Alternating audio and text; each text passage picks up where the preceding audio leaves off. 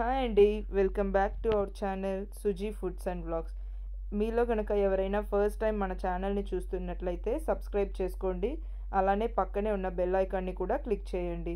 So further నేను videos పెట్టంగానే మీకు నోటిఫికేషన్స్ వస్తుంది. సో మిస్ కాకుండా చూడొచ్చండి. ఈరోజు మన రెసిపీ వచ్చి simple and tasty recipe tomato rice అండి. ఇవి చాలా వెరైటీస్గా చేస్తారు కదా, నేనైతే ఇక్కడ చాలా సింపుల్గా చూపిస్తున్నాను. ఇలా ఒకసారి ట్రై చేసి చూడండి, తప్పకుండా నచ్చుతుంది. చాలా సింపుల్గా కూడా చేసుకోవచ్చండి. బ్యాచిలర్స్ కానీ బిగినర్స్ చేసేవాళ్ళు కూడా చాలా సింపుల్గా చేసుకోవచ్చు. టేస్ట్ సూపర్గా ఉంటుంది. ఇది లంచ్ బాక్స్లోకి ఇంకా బ్రేక్ఫాస్ట్లోకి కూడా సర్వ్ చేసుకోవచ్చండి.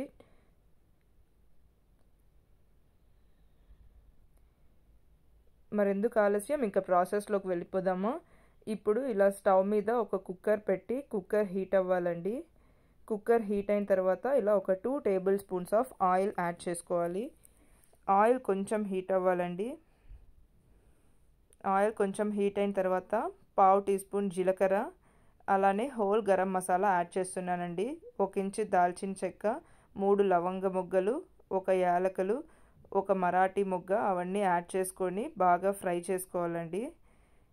ఇప్పుడు ఇందులో సన్నగా స్లైసెస్గా కట్ చేసి పెట్టుకున్న ఆనియన్స్ 1 కప్ యాడ్ చేస్తున్నానండి నేను.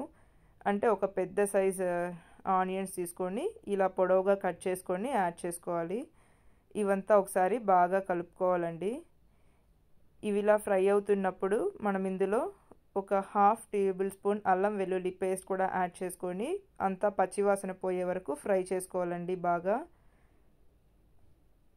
బాగా ఫ్రై చేసుకోవాలి. చూడండి, ఇప్పుడు అంతా పచ్చివాసన పోయింది. ఇప్పుడు ఇందులో మనం టమాటోస్ యాడ్ చేసుకుందామండి. నేను ఇలా సన్నగా కట్ చేసి పెట్టుకున్న 1 కప్ ఆఫ్ టమాటోస్ యాడ్ చేసుకొని అంతా ఒకసారి బాగా ఫ్రై చేసుకుందాము. టమాటోస్ ఇలా బాగా ఫ్రై చేసుకోవటం వల్ల టమాటోస్ లైక్ చేయని వాళ్ళు కూడా ఇలా మ్యాష్ అయిపోతుంది కాబట్టి చక్కగా తినేస్తారండి. చూడండి, అంతా ఇలా ఫ్రై చేసుకోవాలి. ఇలా ఫ్రై అయిన తర్వాత ఇందులో ఒక 1/2 టీ స్పూన్ పసుపు, అలానే ఒక 1/2 టీ స్పూన్ కారం, 1/2 టీ స్పూన్ ధనియాల పొడి, ఇవన్నీ యాడ్ చేసుకొని ఒకసారి బాగా ఫ్రై చేసుకోవాలండి.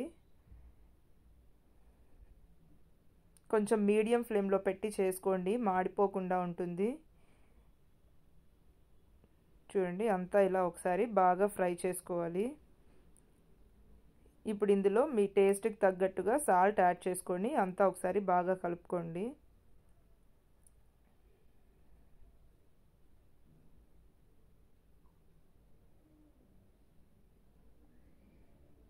అంతా ఇలా బాగా ఫ్రై అయిన తర్వాత నేను ఇక్కడ ముందుగానే 1 కప్ ఆఫ్ రైస్ తీసుకొని నానబెట్టుకున్నానండి. ఒక 1/2 అవర్ పాటు నానబెట్టాను. ఇప్పుడు ఆ రైస్ వాటర్ అలానే యాడ్ చేస్తున్నానండి. 1 కప్కి 2 కప్స్ ఆఫ్ వాటర్ యాడ్ చేశానండి నేను ఇక్కడ. కరెక్ట్గా సరిపోతుంది, బాగా పొడి పొడిగా వస్తుంది. ఒకవేళ మీరు బాస్మతి రైస్తో చేసేలా ఉంటే 1 కప్కి 1.5 కప్పు వాటర్ అయితే కరెక్ట్గా సరిపోతుందండి.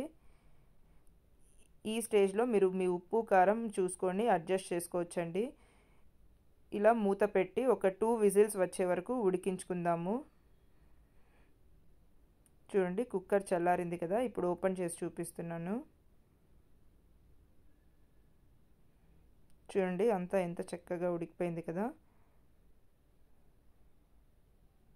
చూడండి, రైస్ అయితే ఎంత పొడి పొడిగా వచ్చింది కదా. వాటర్ కరెక్ట్గా యాడ్ చేసామంటే రైస్ పొడి పొడిగా వస్తుందండి, బాగుంటుంది టేస్ట్. అంతా ఒకసారి బాగా మిక్స్ చేసుకొని ఇలా సర్వింగ్ బౌల్లోకి సర్వ్ చేసుకుందామండి. చూసారు కదా, ఎంతో సింపుల్గా చేసుకోవచ్చు. ఎంతో టేస్టీ అండ్ సింపుల్ రెసిపీ అని చెప్పచ్చు. లంచ్ బాక్స్లోకి కానీ ఈజీగా చేసి ఇవ్వచ్చండి పొద్దున్న. ఫైనల్లీ ఇలా రైతాతో సర్వ్ చేసుకుంటే చాలా బాగుంటుందండి టేస్ట్. రైతా లేకపోయినా ఒట్టిగా కూడా అలానే చాలా బాగుంటుందండి టేస్ట్. తప్పకుండా ట్రై చేయండి. ట్రై చేసి మీకు ఎలా కుదిరిందో కామెంట్ బాక్స్లో మెన్షన్ చేయటం మర్చిపోకండి.